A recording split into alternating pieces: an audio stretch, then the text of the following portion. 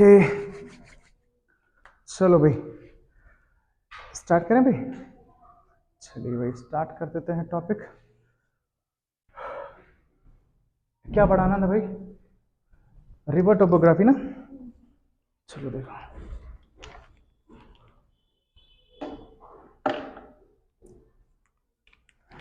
River topography में क्या कहेगा क्वेश्चन आपसे? क्वेश्चन कहेगा स्थल द्वारा नदियों द्वारा बनने वाली स्थलाकृति। अब जब नदियों में स्थलाकृति बनेगी, वो बनेगी कहाँ से? आपका हिमालय से निकलने वाली कोई नदियां होंगी, और जब नदियां अगर हिमालय से निकलेगी कोई ना कोई आकृति जरूर बनाएगी। वो आकृति जो बनाएगी वही क्या कहलाएगी? आपकी नदी द्वारा बनने वाली स्थलाकृति। अब जब नदी द्वारा बनने वाली स्थलाकृति में हम पढ़ेंगे तो आप ध्यान दीजिएगा, ये पर्वत का जो आकृति देख रहे हो ना, जो टेढ़ा मेढ़ा बना हुआ है, ये क्यों बना हुआ है?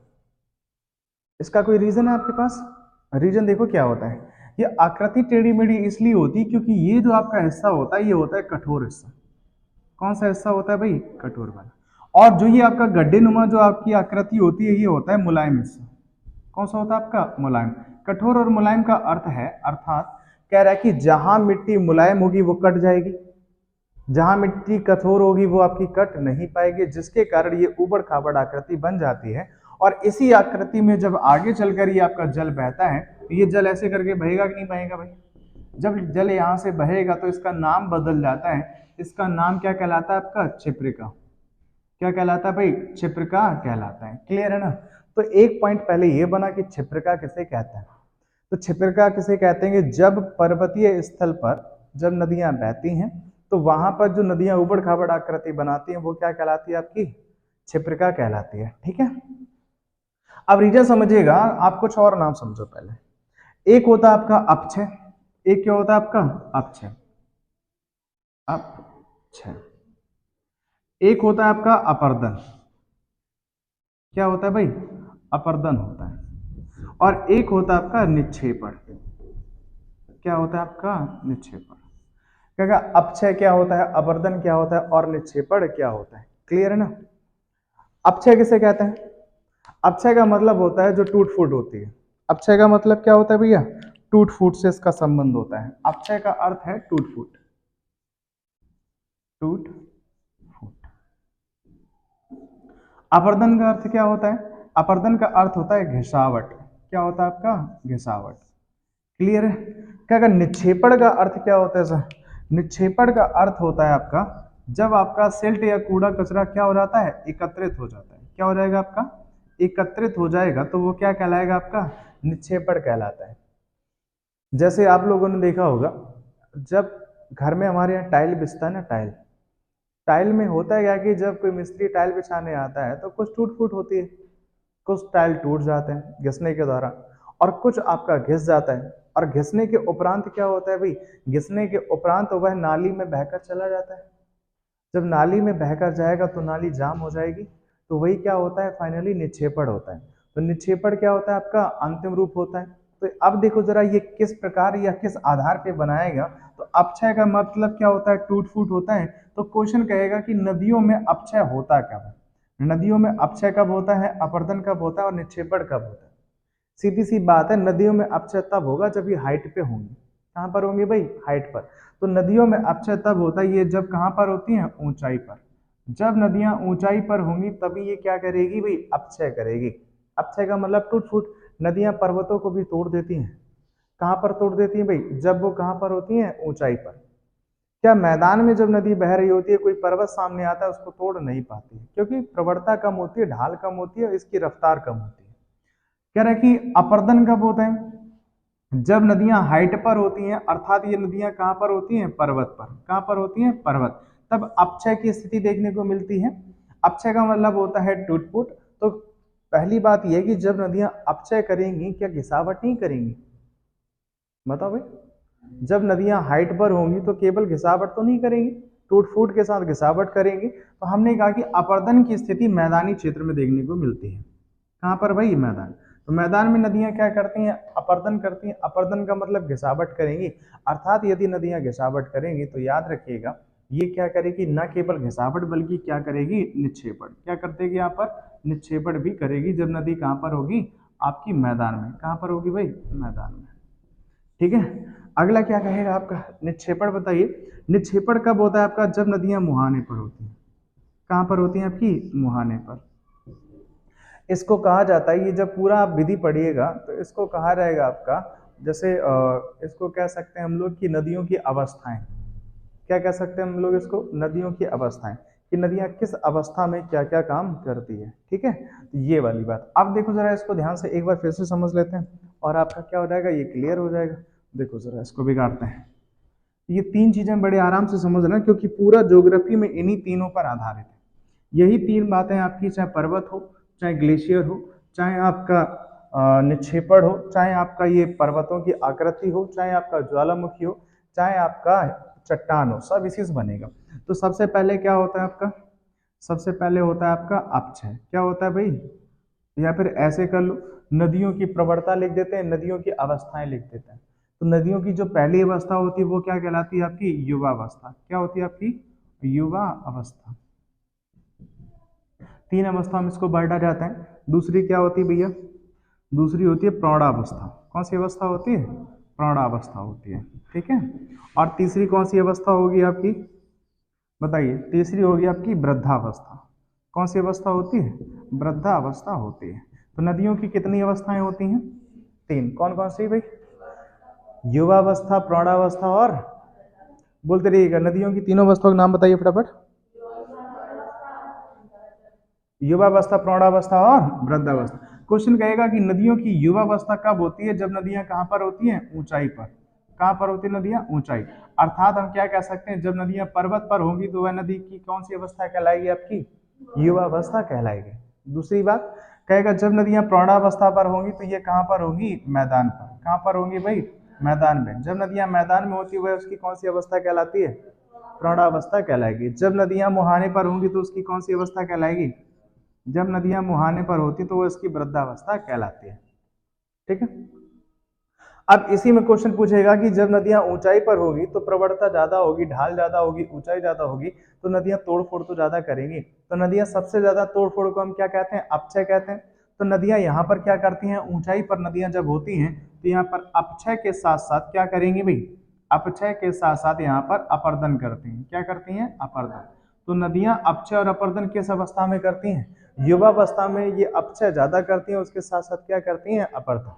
हमने कहा कि जब नदियां मैदानी अवस्था पर होती हैं तो ये क्या करती हैं, ये अपर्दन करती हैं, अपक्षय नहीं कर पाती हैं। ये क्या करती हैं, अपर्दन के साथ साथ क्या करती हैं, ये निक्षेपण करती हैं। क्या करती हैं भैया, अपर्दन के साथ साथ निक्षेपण। तो बताइए, नदियों की जो युवावस्था होती है उसमें अपक्षय अपर्दन दोनों चीजें। जो नदियों की आपकी प्रौढ़ावस्था होगी उसमें क्या करेगी नदी, केवल और केवल क्या करेगी, अपर्दन और निक्षेपण करेगी। लेकिन जब नदियां मुहाने पर होती हैं अर्थात वृद्धावस्था में होती हैं तो ये केवल और केवल निक्षेपण करती हैं। क्या करती हैं, केवल निक्षेपण करती हैं। क्या ये बताइए, जब नदियां मुहाने पर होती हैं निक्षेपण के अतिरिक्त भी कुछ करती हैं, बोलिए। अतिरिक्त में कुछ नहीं करेगी, निक्षेपण का मतलब होता है उसका अंतिम टाइम। जिस प्रकार से हम लोग एक ही हैं, नदियां एक ही हैं, नाम इसके फेजेस के अकॉर्डिंग बदल रहे हैं, काम इसके फेजेस के अकॉर्डिंग बदल रहे हैं। जैसे मनुष्य भी जब पैदा होता है तो बच्चा कहलाता है, थोड़ा बहुत ठीक ठाक एज का होता है तो आपका किशोरावस्था कहलाता है, और ठीक ठाक होता है तो प्रौढ़ावस्था कहलाता है, बूढ़ा होता है तो वृद्धावस्था कहलाता है तो मनुष्य ही ना। तो मनुष्य के कैटेगरी के अकॉर्डिंग क्या बदल जाते हैं, इसके नाम बदल जाते हैं। तो सिचुएशन के अकॉर्डिंग नाम बदल रहे हैं। तो क्वेश्चन बताइए, क्वेश्चन यहाँ से पूछेगा कि नदियां सबसे ज्यादा तोड़फोड़ किस अवस्था में करती हैं, युवावस्था में। कहाँ करती हैं भाई, युवावस्था में। सबसे ज्यादा घिसावट कहाँ करेंगी, प्रौढ़ावस्था में। सबसे ज्यादा निक्षेपण कहाँ करेगी, निक्षेपण किसका करती है, सिल्ट का। सिल्ट समझते हो, सिल्ट। सिल्ट का मतलब होता है कूड़ा कचरा गाद। क्या होता है, कूड़ा कचरा गाद। नदियां कूड़ा कचरा गाद को कहां पर एकत्रित करती हैं, मुहाने पर। जैसे आप लोगों के यहाँ पे सरसों का तेल आता है, जब सरसों का तेल पिर के आता है ना ताजा ताजा, तो उसमें कोई गाद नीचे नहीं होता है। लेकिन उसको रहने दो एक दो महीने के लिए, जब वो खत्म हो जाता है तेल तो हम देखते हैं नीचे गाद टाइप का बैठ गया होता है। वही एक तरह का नदियों में बहने वाला कूड़ा कचरा होता है जो नदियों के तल पे बैठ जाता है या उसके किनारे बैठ जाता है, तो इससे इसके नाम बन जाते हैं। अब आपको समझाएंगे, अब आपको पूरा चैप्टर समझ में आएगा, क्योंकि ये पूरा चैप्टर जो है इन्हीं चीजों पर आधारित है। क्या नदियों में सबसे ज्यादा प्रवणता कहां पर होती है भी, सबसे ज्यादा नदियों की प्रवणता कहां पर होती है, उसकी ऊंचाई पर।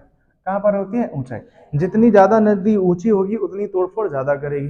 प्रवणता का मतलब क्या होता है? तोड़फोड़। तो बताइए नदियां तोड़फोड़ कब ज्यादा करती हैं? हाइट पर, या फिर मैदान पर, या फिर आपका मुहाने पर?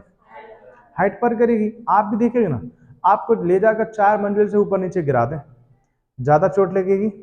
लगेगी नहीं लगेगी? तो जितना हैवी ऊंचाई होगा उतनी ज्यादा चोट लगेगी। अब किसी मच्छर को ले जाकर ऊपर से नीचे गिराना, उसको चोट लगेगी? क्यों नहीं लगेगी? क्योंकि फिजिक्स इसमें कहता है कि भैया जितना आपका भार होगा उतना ही भार आपको रिएक्शन लगेगा। आप जितनी तेज पृथ्वी पर एक्शन करेंगे उतनी तेज क्या होगा? रिएक्शन। चींटी को ऊपर से नीचे फेंको, आराम से उठ के चल जाएगी। उतनी ऊंचाई से आदमी को पूछो तो टूट फट के आराम से हॉस्पिटल पहुंच जाएगा। क्यों? क्योंकि ये कौन सा नियम कह रहा है आपका? टूट फूट जहां ज्यादा होगा, जहां पर हाइट ज्यादा होगी। अब आप कुर्सी से नीचे गिर जाओगे तो अगर टूटोगे, चोट वोट लग जाएगी। ऊपर से फेंक दें या 3 मंजिल से नीचे, तो अभी हम लोग तीसरी मंजिल पे बैठे हुए हैं ना, तो आपको चोट ज्यादा लगेगी। चलिए आगे बढ़ते हैं, ये वाला आपका हो गया पूरा। अब देखो जरा इसको क्या करते हैं हम लोग आगे। ये हटा दें, लिखिए इसको, लिख लिया इसको, लिखो, लिखो फटाक से। मुहाने का मतलब होता है जब नदी का अंत होता है। जब नदियां अपने अंत पे पहुंचती हैं, जैसे सुंदरवन का डेल्टा देखे हो, गंगा नदी का अंतिम कहां पर होता है आपका? बंगाल में। बंगाल में जहां पर अंत होता है, ये कूड़ा कचरा आगे लेकर नहीं जा पाता है, वहीं पूरा कचरा बदल देता है। तो अभी मुहाना वहाना पढ़ाएंगे, अभी केवल इनको बताए हैं। अब यहाँ से आपका पूरा चैप्टर चालू होगा, ठीक है? लिखो जरा इसको। एक बात समझना ध्यान से बेटे, यहाँ पे क्या है, कहेगा जब पर्वतों से नदियां निकलती हैं, नदियां अपक्षय कर रही है कि नहीं कर रही हैं? और नदियां ऊंचाई से निकल रही तो नदियां तोड़फोड़ करेगी नहीं करेगी? नदियां तोड़फोड़ करती है, बावजूद पहले पर्वत इस तरह से होता था, पहले पर्वत ऐसा था, लेकिन नदियां काट कूट के पर्वत को कर दिया वी शेप का। कैसा कर दिया इसको? देखो वी बन रहा है कि नहीं बन रहा है? आप लोग जब वी बनाते हो ऐसे ही बनता है, वी कि नहीं बनता है? बोलो। तो क्वेश्चन कहेगा नदियां वी शेप की घाटी, देखो वी बन रहा है तो यहां पर क्या हो जाएगा? वी शेप की घाटी।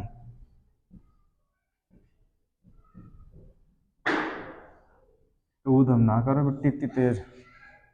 नदी वी शेप की घाटी का निर्माण कहां पर करती है? पर्वतों पर। नदियां वी शेप घाटी का निर्माण कहां पर कर रही हैं भाई? कह रहे कि वी शेप की घाटी का निर्माण कहां पर होता है? जब नदियां कहां पर होती हैं भाई? पर्वतों पर। जब नदी पर्वत पर होगी तभी वी शेप की घाटी का निर्माण होगा, यू शेप का घाटी नहीं बना। क्या यू शेप की घाटी बनाएगा? कभी यू शेप का घाटी नहीं बनाएगा, क्योंकि नदी क्या कर रही है? अपक्षय अपर्दन करके इसको तोड़ दे रही है, और तोड़ने पर पर्वत की आकृति कैसी हो जाती है? गहरी, और गहरी होने के कारण ये क्या कहलाता है? वी। और यही क्या वी शेप की घाटी अभी ये और कटना बंद हो जाएगा, अभी समय के रहते और अक्षय प्रदन होगा। वही कह रहा है कि जब वी शेप की घाटी, यही घाटी और गहरी हो जाती है इस तरह से, तो ये क्या कहलाएगी? बोलिए। अब ये वी शेप की घाटी और ज्यादा गहरी हो जाएगी तो ये कहलाती है गार्ज। क्या कहलाती है आपकी? गार्ज। तो क्वेश्चन पूछेगा कि नदियां गार्ज का निर्माण कब करती हैं?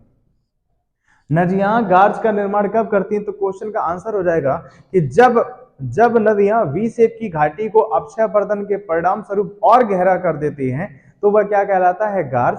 और गार्ज कुछ नदियां बनाती जरूर होगी, तो क्वेश्चन कहेगा वह कौन सी नदी होती है जो गार्ज का निर्माण करती है? तो एग्जाम्पल में लिख देना सिंधु।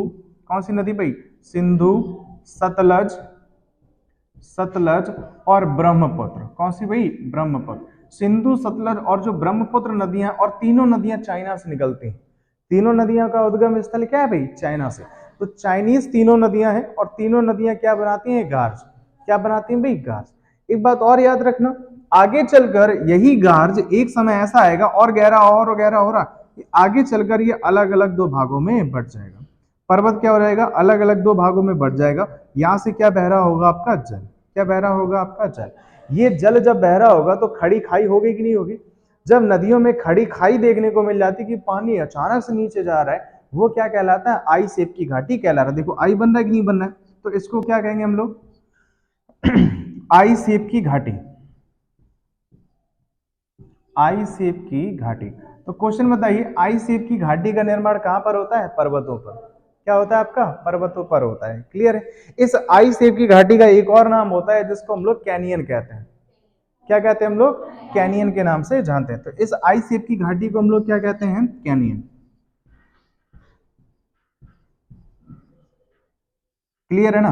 तो क्यों नहीं क्वेश्चन आपसे पूछेगा कि बताइए दुनिया का सबसे बड़ा ग्रांड कैनियन का है। ग्रांड का मतलब होता है गहरा। ग्रांड का मतलब क्या होता है, गहरा, और कैनियन का मतलब क्या है, खाई। तो सीधी खड़ी ढाल की खाई कहाँ है, ये कौन सी नदी बनाती है? तो याद रखिएगा, एग्जाम्पल में यदि पूछे तो बता दीजिएगा। दुनिया का सबसे बड़ा जो कैनियन है, जिसको हम लोग ग्रांड कैनियन के नाम से जानते हैं, क्या कहते हैं हम लोग इसको, ग्रांड कैनियन। ग्रांड कैनियन आपका कहाँ पर है आपका, ये बनाती है आपकी, कौन सी नदी बनाएगी, कोलोरोडो नदी। कौन सी बनाएगी भाई, कोलोरोडो नदी। बताइए कोलोराडो नदी ये कहाँ है आपकी, ये पड़ती है आपकी अमेरिका में। कहाँ पड़ती है आपकी, अमेरिका में। क्वेश्चन आपके लिए है कि अमेरिका में कहाँ पड़ती है। तो ये जो मुहाना है ना, यहाँ पर, ये मुहाना आगे चल जाएगा यहाँ, ठीक है। अब यहाँ पर क्या होता है, ये नदियां जो है वो वितरकाओं में बढ़ जाती हैं। किसमें बढ़ जाती हैं भैया, वितरिकाओं में बढ़ जाती है। इस तरह से आपकी कई सारी वितरकाओं में नदियां बढ़ जाती हैं, ठीक है। इस तरह से ये कई सारी वितरकाओं में नदियां जब बढ़ जाएंगी तो पानी यहीं से होकर अलग अलग मार्गों में होते हुए जाएगा।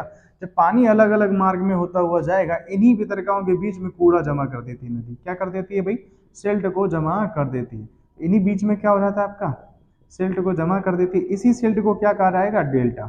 क्या कहा जाता है भाई, डेल्टा कहा जाता है। तो इसको क्या कहेंगे हम लोग, डेल्टा। और ये क्या कहलाएगी आपकी, वितरिका। क्या कहलाएंगी आपकी, वितरिका। बेटी बात ध्यान से सुनना,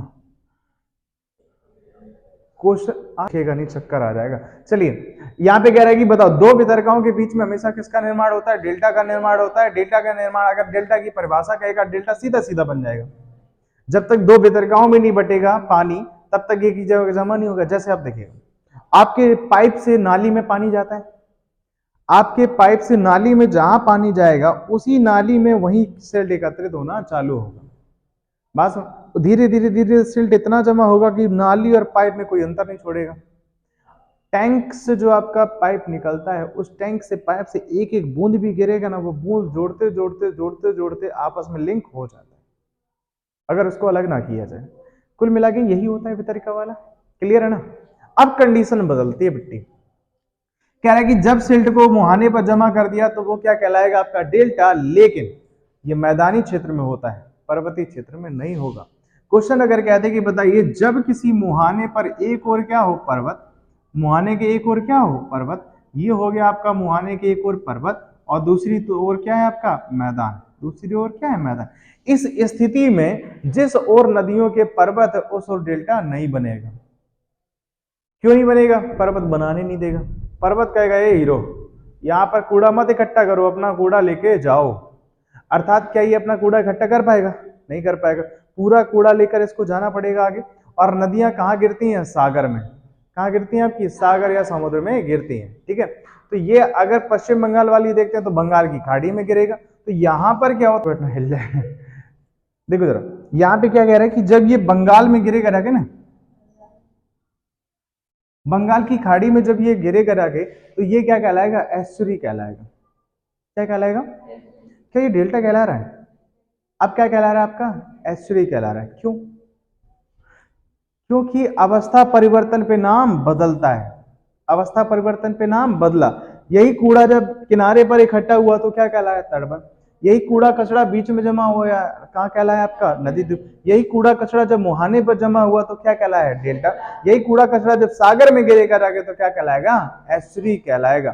ठीक है, ये तो हो गया। एक और एस्चुरी बनेगा, एक और क्या बनेगा, डेल्टा। क्योंकि एक और मैदान है और एक और पर्वत है। अगर सोचो कि दोनों ओर पर्वत हो, तो दोनों ओर क्या हो, पर्वत। यहाँ पे भी पर्वत, वहां पे भी पर्वत। तो दोनों कंडीशन में यदि पर्वत है तो क्या करेगा, तो नदियां डेल्टा नहीं बनाएगी। तो क्वेश्चन पूछता है कि किस अवस्था में नदियां डेल्टा नहीं बनाती, बोलिए। अब नदियां क्या डेल्टा बना पाएंगी, वह स्थिति जब नदियों के दोनों ओर क्या हो, पर्वत।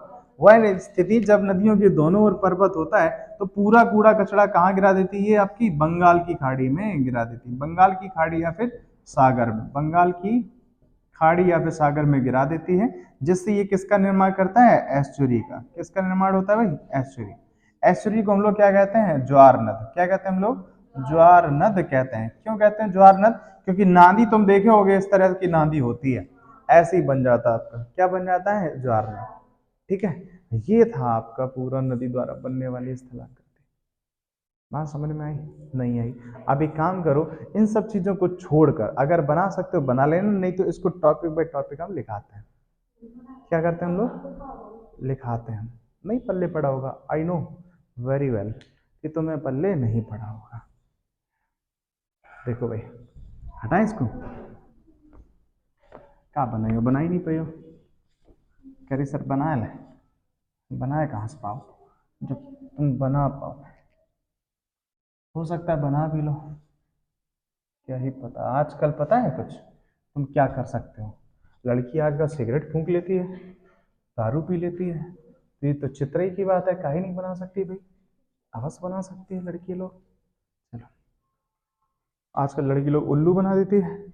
चलो देखो, ये कोई नदी है, मतलब ये कोई पर्वत है, और पर्वत से क्या निकल रही है? कोई नदी निकल रही है इस तरह से, और ये नदी बनकर कहाँ जा रही है? इस तरह से आगे जा रही, और आगे जब जाएगी तो यहाँ पर कुछ पत्थर वगैरह इकट्ठा होगा, इसको क्या कहेंगे हम लोग? बताइए, भांवर प्रदेश। क्या कहेंगे हम लोग? भांवर प्रदेश। यहाँ से जब कोई नदी जाएगी इस तरह से आगे बढ़ेगी, यह नदी क्या बढ़ेगी भैया? आगे बढ़ेगी इस तरह से। जब ये नदी के किनारे कूड़ा जमा होता है तो क्या कहते हैं हम लोग? चलिए, बीच में जमा होगा तो नदी द्वीप, और किनारे जमा होगा तो क्या कहलाएगा आपका? डेल्टा कहलाएगा। क्या कहलाएगा भाई? डेल्टा कहलाएगा। क्लियर है ना? बताओ, कोई दिक्कत किसी को? क्वेश्चन सुनना, नदियों के जब दोनों ओर पर्वत हो तो क्या कहलाएगा? ये आपका एस्चुरी कहलाएगा, और एक और पर्वत एक और मैदान हो तो डेल्टा और एस्चुरी दोनों का निर्माण होगा। याद रखिए। क्वेश्चन देखो क्या पूछेगा। कहेगा जो ये आपको आकृति दिखाई दे रही है ना, इसी को कहते हैं पक्षपाद डेल्टा। पक्षी के पैर की नुमा दिखाई दे रही है आपको? ऐसी पक्षी का पैर होता है, नोच ले एकदम खा ले तुमको, तो वो क्या कहलाता है? आपका पक्षपाद। पक्षी के पैर की नुमा दिख रहा है ना, तो इसको क्या कहेंगे हम लोग? पक्षपाद डेल्टा। पक्षी ऐसा लिखा जाएगा, ये वाला बनेगा ना, पक्षपाद डेल्टा। तो ये डेल्टा कौन सा कहलाएगा भैया? पक्षपाद डेल्टा कहलाएगा, क्योंकि पक्षी के पैर के नुमा डेल्टा जो बनेगा, तो क्वेश्चन कहेगा वह डेल्टा कौन सा है दुनिया में जो जिसका सबसे बड़ा पक्षी जैसा पैर बन रहा हो, मतलब विश्व का सबसे बड़ा पक्षपाद डेल्टा। कोई तो नदी बनाती होगी पक्षपाद डेल्टा का, मतलब बहुत ज्यादा वितरकाएं होंगी, तब वो क्या बनाएगा? आपका पक्षपाद डेल्टा बनाएगा। तो दुनिया का सबसे बड़ा पक्षपाद डेल्टा अगर कोई बनाती है तो वो नदी का नाम है मिसिसिपी नदी। कौन सी नदी है? मिसिसिपी नदी। और मिसिसिपी नदी ये कहाँ की है भाई? ये भी अमेरिका की है। कहाँ की भाई? अमेरिका की। तो दुनिया का सबसे बड़ा पक्षपाद डेल्टा, पक्षपाद मतलब पक्षी के पैरों जैसा, वो क्या कहलाता है? आपका पक्षपाद डेल्टा कहलाता है। एक और क्वेश्चन कहेगा कि ये जो आप मुहाना देख रहे हो ना, ये वाला, इसको क्या कहते हैं हम लोग? मुहाना। तो कहेगा दुनिया का सबसे बड़ा मुहाना, या फिर सॉरी सबसे चौड़ा मुहाना, दुनिया का सबसे चौड़ा मुहाना किस नदी का है? दुनिया का सबसे चौड़ा मुहाना नहीं बेटी, वो वितरिकाएं हैं, ये बटा हुआ एरिया है, ये मिसिसिपी नदी का है। लेकिन चौड़े मुहाने की बात करेगा तो एक नदी है आपकी रूस की। कहाँ की नदी है आपकी? रूस की नदी है, जिसका नाम है ओब नदी। क्या नाम है इसका? ओब नदी। दुनिया का सबसे चौड़ा मुहाना किस नदी का है? ओब नदी का। किसका है भैया? ओब नदी का है। क्लियर है? याद हो जाएगा। अब इसको लिखो जरा, नंबर एक हेडिंग डालो, क्षिप्रिका। नदी द्वारा बनने वाली स्थल आकृति में सबसे पहले क्या बनेगा? आपका क्षिप्रिका। तो नंबर एक हेडिंग डालो, इसको हटा दे। है बेटी? बना तो पाए नहीं होगे 100%। सर जी बनाए लो, बनाए लो हमने सर जी। अरे भाई साहब, चल भाई, नंबर एक हेडिंग क्या डाला होगा आप लोगों ने?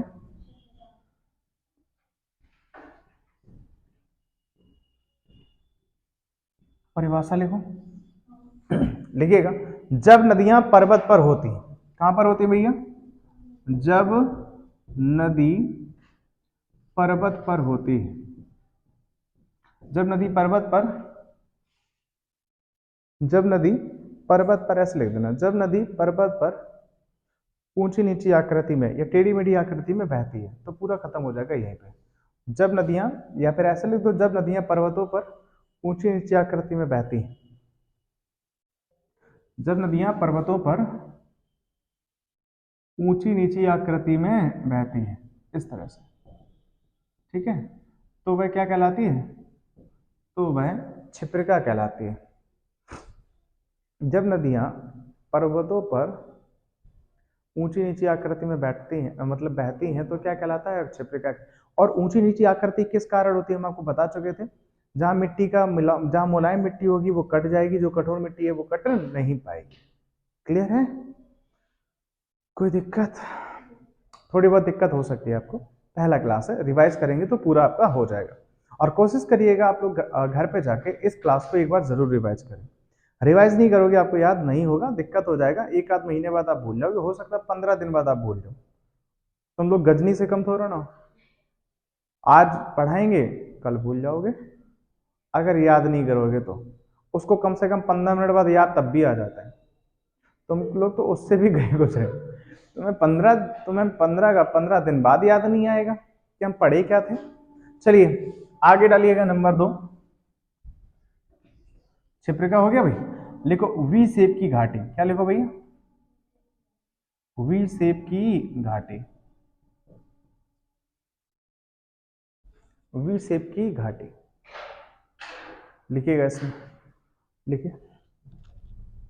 वी शेप की घाटी का निर्माण, वी शेप की घाटी का निर्माण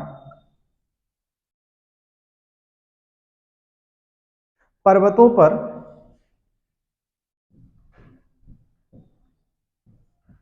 अपक्षय व अपर्दन के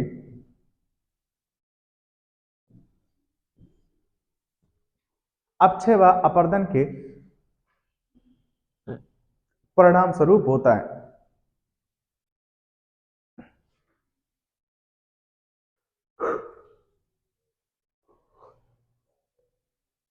हो गया भाई, वी शेप की घाटी।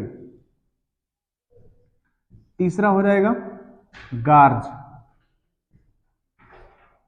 लिखिएगा गार्ज। जब वी शेप की घाटी, जब वी शेप की घाटी अपक्षय व अपर्दन के कारण, जब वी शेप की घाटी अपक्षय अपर्दन के कारण और गहरी हो जाती है तो वह क्या कहलाती है? गार्ज कहलाती है। तो वह गार्ज कहलाती है। जैसे देखो जरा,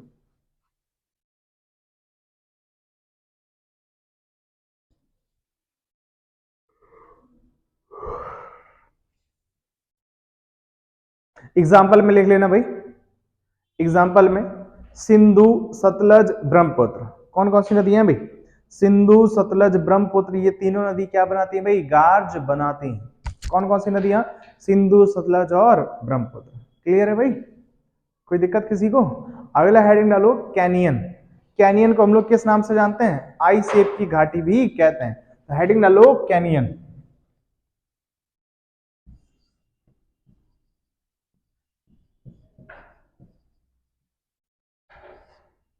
आई शेप की घाटी, ये किस शेप में पाया जाता? आई शेप में पाया जाता। लिखो जरा, जब गार्ज, जब गार्ज में अपक्षय अपर्दन होता है तो, जब गार्ज में अपक्षय अपर्दन होता है तो यह आई शेप की आकृति में आ जाता है। तो यह है आप, तो यह आप लोग लिख रहे हो ना, लिखते रहो भाई। तो यह आई शेप की घाटी में आ जाता है, जिस कारण से आई शेप की घाटी कहते हैं।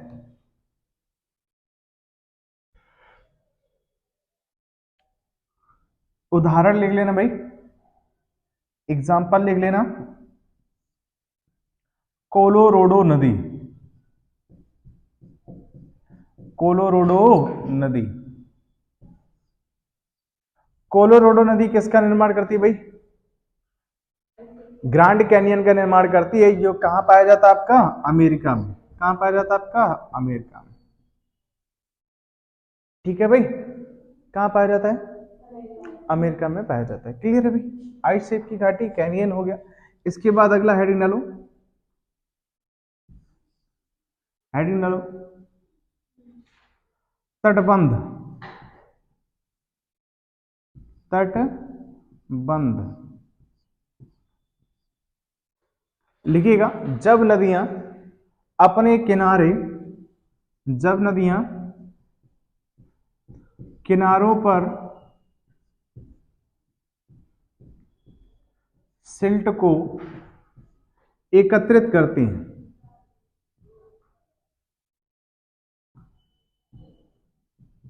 जब नदियां सिल्ट को एकत्रित कहां पर करती हैं भाई, किनारे पर एकत्रित करती हैं, तो वह क्या कहलाता है, तटबंध। तट का मतलब किनारा, बंद का मतलब बांधने। मिट्टी को किनारे पर जमा कर देना क्या कहलाता है आपका, तटबंध कहलाता है। अगला लिखिएगा, नदी द्वीप,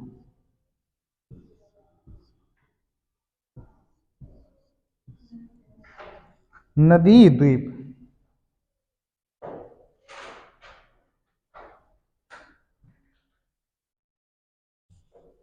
हो गया भाई।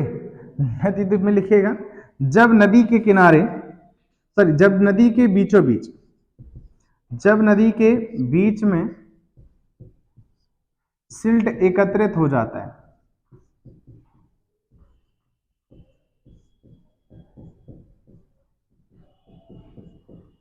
जब नदी के बीचों बीच सिल्ट एकत्रित हो जाता है, तो वह क्या कहलाता है आपका, नदी द्वीप कहलाता है। एग्जाम्पल लिख लेना भाई इसका, एग्जाम्पल लिख लीजिएगा इसका। एग्जाम्पल कौन सा हो जाएगा भाई, मांजुली द्वीप। कौन सा हो जाएगा भाई, मांजुली द्वीप। मांजुली द्वीप कहाँ है, कहाँ है आपका, असम में। किस नदी पर भाई, ब्रह्मपुत्र नदी। किस नदी पर है ये आपका, ब्रह्मपुत्र नदी पर है। ठीक है, क्लियर है। अगला लिखो जरा,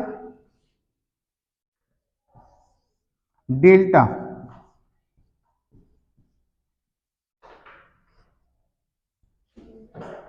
डेल्टा। ठीक है, बस इससे पहले वितरका लिखना चाहिए था, कोई बात नहीं, लिख लो।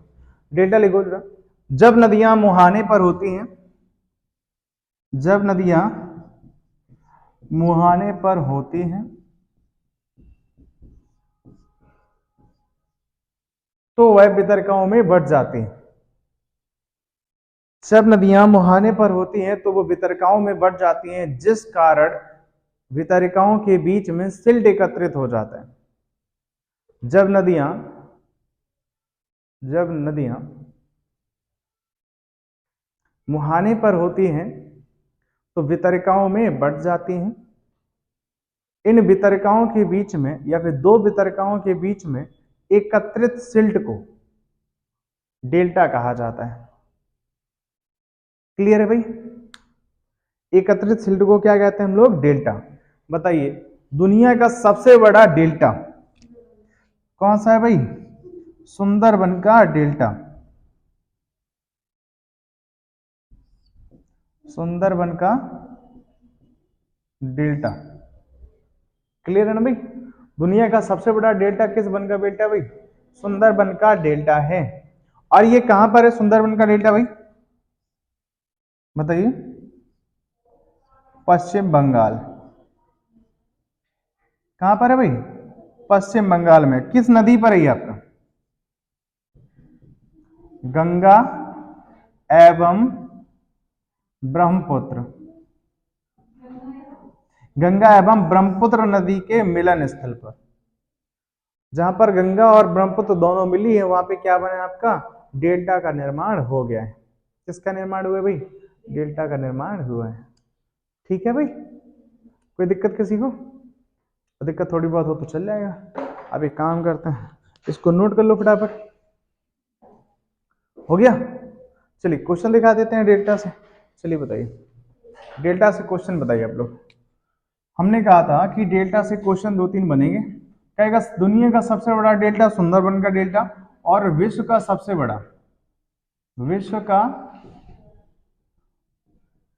सबसे बड़ा पक्षपात डेल्टा, दुनिया का सबसे बड़ा पक्षपात डेल्टा।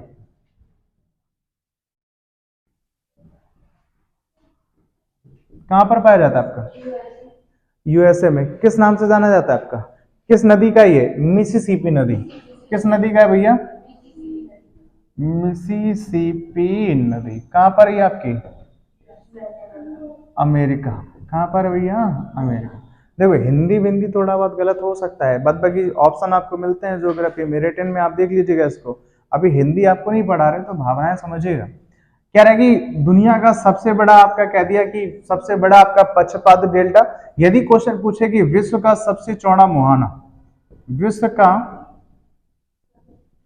सबसे चौड़ा मुहाना किस नदी का है? किस नदी का है? ऑप्शन क्या आएगा भैया?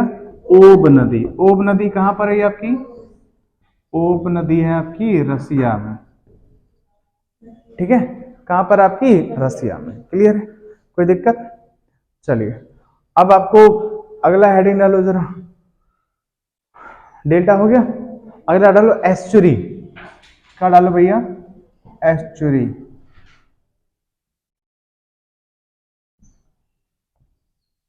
लिखो जरा। जब नदी के मुहाने पर, जब नदी के मुहाने पर, जब नदी के मुहाने पर पर्वत हो, पर्वत होता है तो वह डेल्टा नहीं बनाते, अपितु सिल्ट को सागर में गिरा देती है।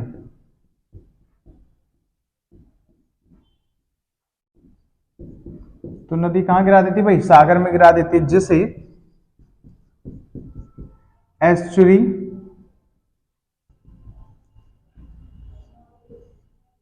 या ज्वार नद कहा जाता है। ज्वार नद, ज्वार नद कहा जाता है। क्लियर है भाई? ये था आपका नदी द्वारा बनने वाली स्थलाकृति। आई थिंक आपको समझ में आया होगा। बताइए मित्रों, समझ में आया? अगर समझ में आया तो लाइक शेयर सब्सक्राइब जरूर करें और जुड़े रहे हमारे चैनल के साथ, जैसे आपकी नई क्लास अपडेट होगी कल के लिए। मिलते हैं कल की क्लास में, धन्यवाद।